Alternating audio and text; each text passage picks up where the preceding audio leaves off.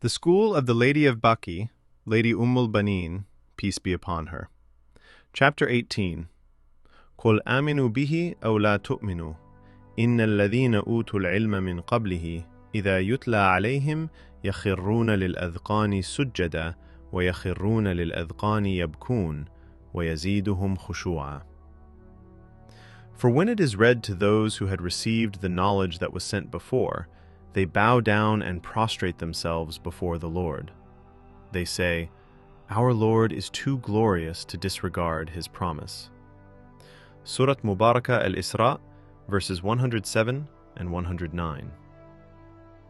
The above verses from Surat al-Isra are among the verses of the Noble Quran which, in their inner meaning, point to the weeping over the Master of Tears.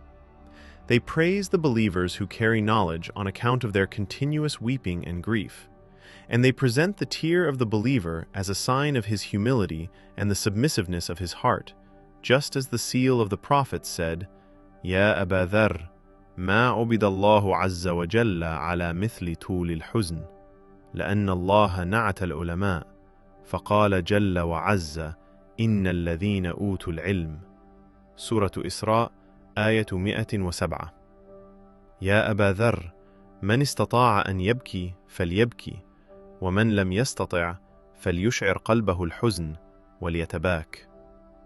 God, the mighty and majestic, has not been worshipped with anything like prolonged grief. The Noble Quran has praised the scholars. Therefore, whoever is able to weep, let him weep, and whoever cannot weep, let him make his heart sorrowful and practice tabaki, to appear as if weeping. As mentioned in the earlier sections, weeping, lamentation, and tears are another aspect of the reality of self-sacrifice for Aba Abdullah al-Hussein. After the Karbala of that noble one, this reality manifests itself in this form.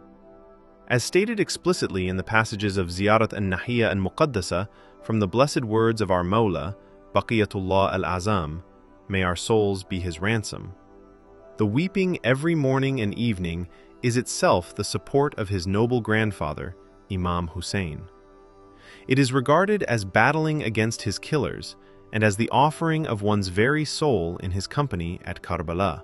فَلَئِنْ أَخَّرَتْنِي الدُّهُورُ وَعَاقَنِي عَنْ نَصْرِكَ الْمَقْدُورُ وَلَمْ أَكُنْ لِمَنْ حَارَبَكَ مُحَارِبًا وَلِمَنْ نَصَبَ لَكَ الْعَدَاوَةَ مُنَاصِبًا فلأندبنك صباحا ومساء ولأبكين لك بدل الدموع دما.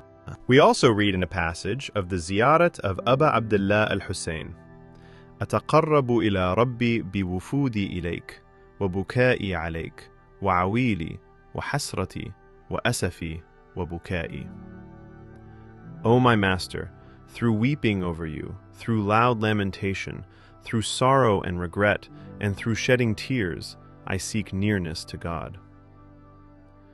It has been explained that the model of this aspect of self-sacrifice for Aba Abdullah al-Hussein is Lady al-Banin. After the tragedy of Ashura, in following her Mawla, Lady al-Masa'ib, Zainab al-Kubra, she manifested this aspect of self-sacrifice with her whole being, through tears, lamentation, and weeping.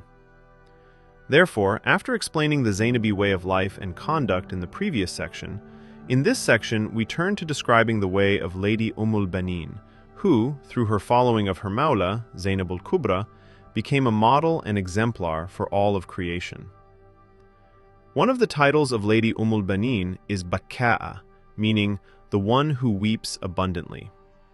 By sacrificing her 4 sons, who were the sons of Amir al-Mu'minin Ali, and through the elegies and mourning ceremonies that she continually held in Medina, she demonstrated and gave meaning to the manners of servitude and mourning for the people.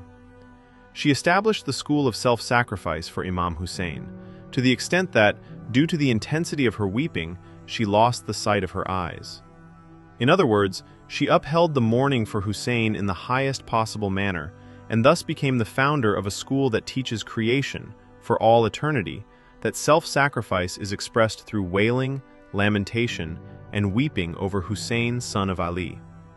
As narrated from Imam Sadiq, كانت البنين هؤلاء الأربعة الإخوة القتلى تخرج إلى البقيع فتندب بنيها أشجى ندبة وأحرقها فيجتمع الناس إليها يسمعون منها. Lady al-Banin had prepared 4 symbolic graves in Baqi, where she would sit and weep and lament over her sons. Her cries were heartrending and sorrowful, such that people would gather around her, listen, and themselves weep. It is also narrated that the women who had returned from Karbala to Medina would gather in the house of Lady al-Banin and hold mourning ceremonies. Following the example of the Lady of the Women of the Worlds, Fatimatu Zahra, who, after the passing of the noble prophet and the usurpation of the caliphate, would take the hands of Hassan and Hussein each day and go to Baytul Ahzan, al-Banin likewise would take the hand of the 4-year-old son of the moon of the Hashemites, by the name of Ubaidullah, and go to Jannatul Baqir. There she had made a Baytul Ahzan for Imam Hussein, and for her own sons who had sacrificed themselves for Imam Hussein. The cries, tears, and weeping of Lady al-Banin were such that they would even cause the enemies to weep. It is narrated that Marwan the Accursed would also come there, and upon hearing these elegies, he too would weep. كان مروان يجي في من يجي لذلك فلا يزال يسمع ندبتها ويبكي. Lady al-Banin manifested this aspect of self-sacrifice, weeping, in its highest form. For losing one's eyesight is, in reality, the loftiest degree of weeping, when a person becomes blind due to the intensity of tears and lamentation. As has been explicitly stated in the sayings, بقي الحسين عليه السلام 5 حجج وكانت جعفر الكلابية تندب الحسين وتبكيه وقد كف بصرها. For 5 Hajj, 5 years, mourning and lamentation were held for Aba Abdullah al-Hussein.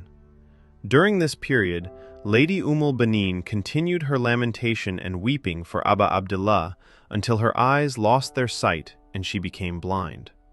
وكانت جعفر الكلابية تندب الحسين وتبكيه وقد كف بصره فكان مروان وهو والي المدينة يجيء متنكرا بالليل حتى يقف فيسمع بكاءها وندبها. جعفر al-Kalabiyya, al-Banin, would compose elegies for Hussein and weep until her eyes became blind. Marwan the Accursed, the governor of Medina, would come in disguise and stand behind the door, listening to her weeping and elegy recitations. Since these elegies, eulogies, and mourning gatherings of Lady al-Banin, like those of her Mawla, Zainab al-Kubra, also carried the dimension of opposing oppression and exposing the wretched tree of Banu Umayyah, the enemies could not endure her weeping. Thus, through plots and conspiracies, they ultimately poisoned her with poisoned honey. Therefore, Lady al-Banin is the teacher of self-sacrifice for Aba Abdullah al-Hussein. By raising sons who, in the company of their Mawla at Karbala, sacrificed the very essence of their hearts, especially by raising the commander and flag-bearer of Karbala, who wept blood over the loneliness and estrangement of Imam Hussein. She herself also, through establishing tears and weeping after Karbala, which is another manifestation of that very reality of self-sacrifice, and by fulfilling it in its loftiest form with her words, heart, limbs, and innermost being, reached the point that she became blind, and even gave her very life in the path of exposing the wretched tree of the Umayyads. In reality, the Lady of Baqi, al-Banin, through this weeping, raised the call, هل من معين يعينني? Is there any supporter to support us? She answered the call of her Imam and taught all the students of her school until the day of Zuhur, reappearance, that weeping is supporting the Imam of the time. Today, our Mawla Baqiyatullah al-Azam, may our souls be his ransom, himself weeps blood over his noble grandfather, Aba Abdullah al-Hussein. He is the inheritor of the commander of Karbala, Abul Fadl al-Abbas, who at Karbala wept blood over the loneliness of Imam Hussein, and when the arrow struck his eye, he manifested outwardly what was in his heart. From the blessed eyes of the Imam of the earth and the time, may our souls be his ransom, blood flows today, and this will continue until the time when all of existence and the universe are addressed with this sentence: ألا يا أهل العالم إن جدي الحسين قتلوه عطشانا.